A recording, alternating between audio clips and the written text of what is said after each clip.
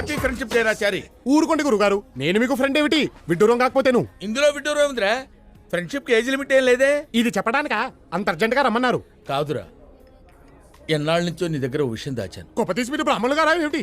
ఆ పాత బస్తీ సలీం గారితో హలీం గురించి డిస్కస్ చేసేప్పుడే నాకు మనం వచ్చింది సుమి. బా ఆపరా నీ అప్రాచ పరిమాణాలు నువ్వును. నిన్నో విషయం అడగాలనుందిరా. ఏమిటి? నువ్వు ఎప్పుడైనా ఎవరినైనా ప్రేమించావురా? ప్రేమ? నేనా? మనం కూడా ప్రేమించొచ్చా గురువు గారు? ఏ మనం ఎందుకు ప్రేమించకూడదు? అంటే చరిత్ర చూసుకుంటే సలీము అనార్కలి, రోమియో జూలియట్టు, లైలా మజ్ను ఎంతసేపు వాళ్లే ఉన్నారు గాని మన వాళ్ళు ప్రేమించినట్టు ఎక్కడా దాఖలాలు లేవే. చరిత్రదే ఉందిరా, చింపేస్తే చిరిగిపోతుంది. కానీ ప్రేమలా కాదురా. ప్రేమ ప్రేమ ప్రేమ అంటున్నారు, కొంపదీసి మీరేమైనా ఏమిటి సిగ్గుపడుతున్నారా? వీడు మొఖానికి సిగ్గు కూడాను. ఏమండోయ్, మీరు సిగ్గుపడ్డం మాని ఆ అమ్మాయి ఎవరో చెప్పండి. మన రాజమండ్రి గణపతి శాస్త్రి లేడు? లేడుగా. పోయిన పుష్కరాలకి మనిషిగా మునిగి శవంగా తేలాటగా. ఆ శవానికి పిండం పెడుతూనే వాళ్ళ పెద్దమ్మాయి శశికళకి బీటేశా. ఏమిటి మంత్రాలు చదువుతున్నా? నోరు మంత్రాలు చదువుతుంటే ఖాళీగా ఏం చేస్తారా? ఏసా.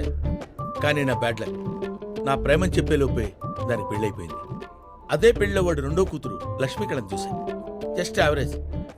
అందుకే దగ్గరుండి ఏదో సంబంధం చూసి పెళ్లి చేశాను. కానీ మూడోది చంద్రకళ ఉంటుందిరా. ఇంకది కూడా మిస్ అవుతాయి, మీకు మిగిలేది తల్లే. ఆ టెన్షన్ నాకు ఉందిరోయ్. అందుకే సంవత్సరం క్రితం తల్లి కూతురు ఇద్దరిని సనత్నాకు షిఫ్ట్ చేశా. ఒరేయ్, చంద్రకళకి నిన్ను పరిచయం చేస్తాను. నా గురించి నేను చెప్పుకోలేని విషయాలు నువ్వు కొంచెం గట్టిగా చెప్పాలరా. అమ్మాయిని చూపించండి గురుగారు, అల్లుకుపోతాను. ఆ పని మాత్రం చేయకురోయ్. పెళ్లిలో మంత్రాలు సాయం చేసినట్టు ప్రేమలో మాట సాయం చేయరా, అంతే.